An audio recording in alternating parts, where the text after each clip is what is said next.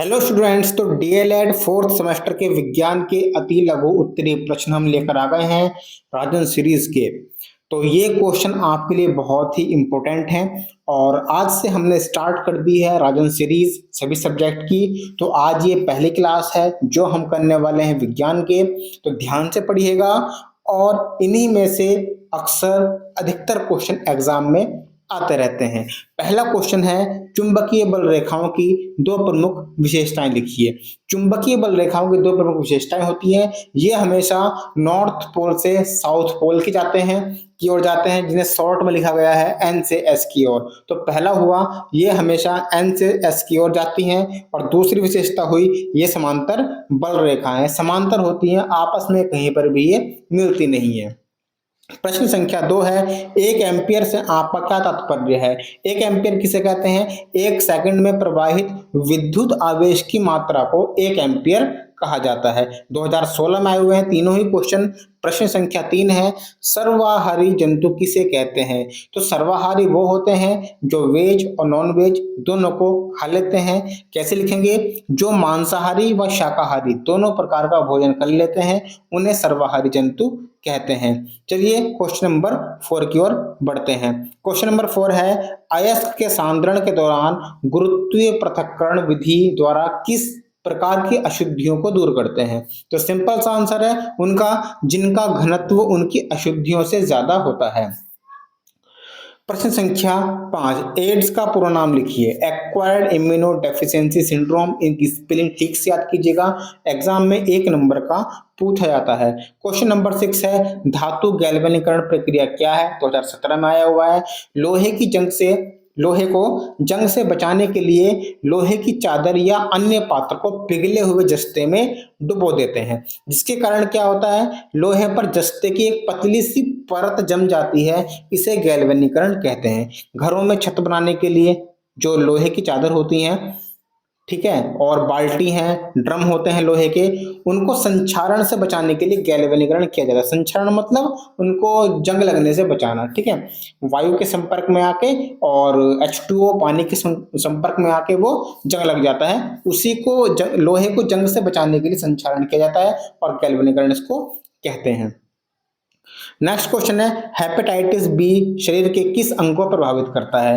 तो hepatitis B विषाणु के कारण होने वाले लीवर का एक गंभीर संक्रामक रोग है, जिसे टीके द्वारा आसानी से रोका जा सकता है। दोबारा देखिएगा, हेपेटाइटिस बी शरीर के किस अंग को प्रभावित करता है। तो हेपेटाइटिस बी विषाणु के कारण होने वाला लीवर का एक गंभीर संक्रामक रोग है, ठीक है, जिसे टीके द्वारा आसानी से रोक सकते हैं। क्वेश्चन नंबर 8 है, खाद्य जाल से आप क्या समझते हैं।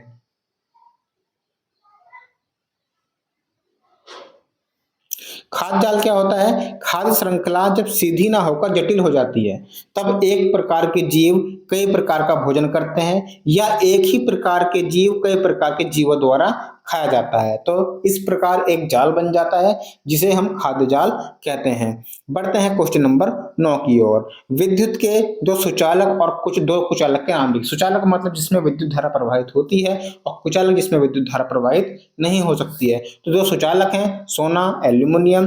कुचालक हैं, रबड़ और प्लास्टिक, ठीक है। उसके बाद 10वां क्वेश्चन है, सर्वदाता व सर्वग्राही रक्त वर्गों का नाम लिखिए। सर्वदाता व सर्वग्राही, इसका मतलब होता है वो रक्त समूह जो हम किसी को भी दे सकते हैं और किसी से भी ले सकते हैं, वो होते हैं O और AB। O और AB दो ऐसे ग्रुप हैं, ब्लड ग्रुप हैं, जो किसी को भी दिए जा सकते हैं और किसी से भी ले सकते हैं, मतलब कोई भी उसको ले सकता है। उसके बाद 11वां क्वेश्चन, विद्युत ऋणात्मकता को परिभाषित कीजिए। विद्युत ऋणात्मकता किसी परमाणु का एक रासायनिक गुण है जो दर्शाता है कि वह परमाणु किसी सहसंयोजी आबंध में इलेक्ट्रॉनों को आकर्षित करने में कितना सक्षम होता है, और इसे हम कैपिटल X से प्रदर्शित करते हैं। नेक्स्ट क्वेश्चन 12, मानव के रक्त वर्ग के प्रकार में, यानी कि ब्लड ग्रुप के टाइप लिखने हैं और उसमें पाए जाने वाले प्रतिजन और प्रतिरक्षी को भी लिखना है। तो 4 होते हैं, blood group A, blood group B, और तीसरा होता है ब्लड ग्रुप AB, और चौथा होता है ब्लड ग्रुप O। प्रतिजन होता है AB दोनों, और प्रतिरक्षा होता है AB में से कोई नहीं। ठीक है। विद्युत धारा किसे कहते हैं, इसका मात्रक क्या है? तो विद्युत धारा का मात्रक आपको पता है एम्पियर होता है। आवेश प्रवाह की दर को विद्युत धारा कहते हैं। ठीक है, विद्युत धारा क्या होता है? आवेश प्रवाह की दर को विद्युत धारा कहते हैं और विद्युत धारा का मात्रक एम्पियर होता है। एसआई मात्रक, एसआई इकाई एम्पियर है। खनिज तथा अयस्क से क्या अभिप्राय है? खनिज धातुओं के वे ठोस यौगिक, धातुओं के वे ठोस यौगिक जो प्रकृति में पाए जाते हैं उन्हें खनिज कहते हैं। जैसे NaCl, KCl, CaCO3। अब अयस्क क्या होते हैं? अयस्क उन शैलों को अयस्क कहते हैं जिसमें वे खनिज हो जिनमें कोई धातु आदि महत्वपूर्ण तत्व हो। अयस्कों को खनन करके बाहर लाया जाता है, फिर इनका शुद्धिकरण करके महत्वपूर्ण तत्व लिए जाते हैं, जैसे कि बॉक्साइट, सिल्वर और कोरेंडम। प्रश्न संख्या 15, पृथ्वी से सभी पौधे समाप्त हो गए तो जंतु जगत पर क्या प्रभाव पड़ेगा? मानव जीवन व जंतु जगत समाप्त हो जाएगा। क्यों? क्योंकि भाई मानव जो है वो पेड़ पौधों से ही ऑक्सीजन ग्रहण करता है, वो नहीं होगा, जंतु भी समाप्त और इंसान भी समाप्त हो जाएंगे। नेक्स्ट क्वेश्चन है 16वां, रुधिर वर्ग कितने प्रकार का होता है? अभी हमने पीछे पढ़ा, फिर देख लेते हैं। रुधिर वर्ग 4 प्रकार के होते हैं, AB और O। प्रश्न संख्या 17, पिग आयरन क्या होता है? आपने वात्या भट्टी पढ़ी होगी क्लास 11 12 में, 10th में। पिग आयरन क्या होता है? वात्या भट्टी से प्राप्त लोहा जो होता है उसे पिग आयरन कहते हैं। वात्या भट्टी से प्राप्त लोहा पिग आयरन कहलाता है। विद्युत धारा का ऊष्मीय प्रभाव किसे कहते हैं? जब किसी चालक तार में विद्युत धारा प्रवाहित की जाती है तो यह गर्म होकर ऊष्मा उत्पन्न करता है।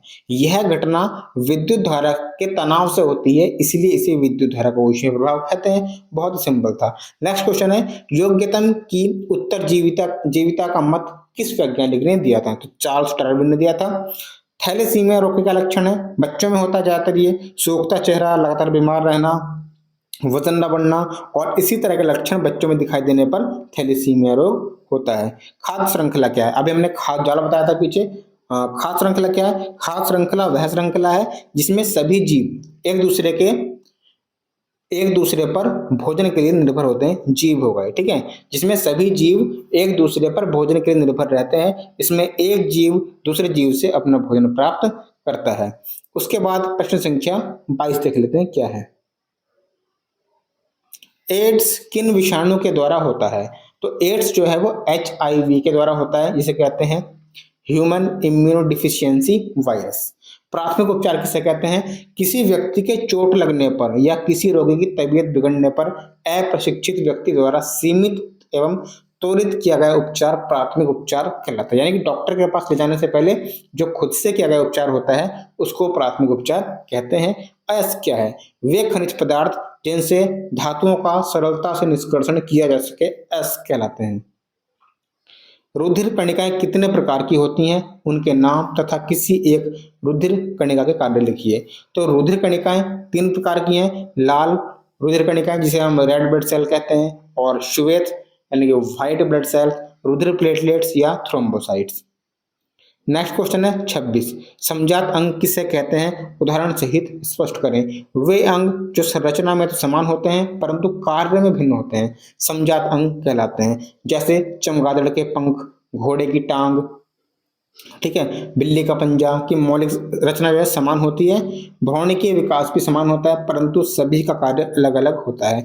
तो प्रश्न संख्या 1 से लेकर 26 तक हमने आज की इस वीडियो में समझ लिए हैं। जो नेक्स्ट वीडियो होगी उसमें हम समझेंगे प्रश्न संख्या 27 से लेकर प्रश्न संख्या 100 तक। तो DLED स्टडी सेंटर को सब्सक्राइब कर लीजिएगा। अगर आप 4th सेमेस्टर के स्टूडेंट हैं तो उम्मीद है आपको समझ में आ गया होगा। मिलते हैं हम नेक्स्ट वीडियो में। Thank you, bye bye.